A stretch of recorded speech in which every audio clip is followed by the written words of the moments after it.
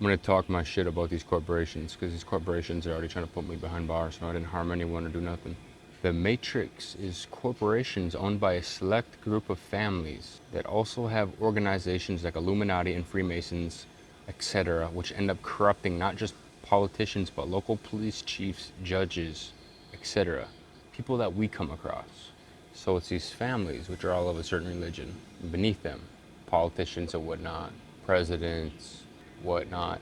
But then even beneath them is people we come across.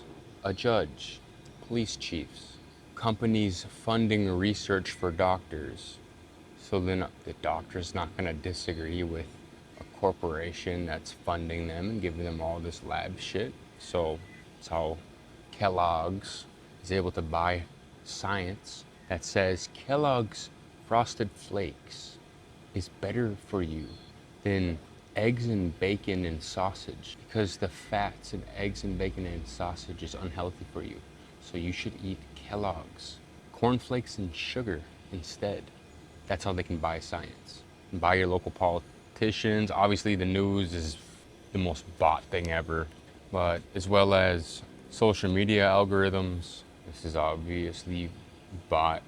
Local judges, they're under the same puppet strings. It all comes from the top, follow the same agendas. This is why in the UK there's rapists and murderers which are black and typically Muslim, which get off scot-free, like with a slap on the wrist, with community service for raping a child or killing a child. And then white Christian men protest, hey, this rapist and murderer should have got more time. And then they end up getting years in prison for protesting when the person that actually murdered and raped a little girl just got a slap on the wrist, community service. And there's examples of this happening in USA as well, where these blacks that kill white girls, because we all know black and white violence is 40 times higher than white and black violence. These blacks, these monkeys that kill these our women, they light them on fire or they slit their throat. They were arrested like 40 times before. Then they just get let out.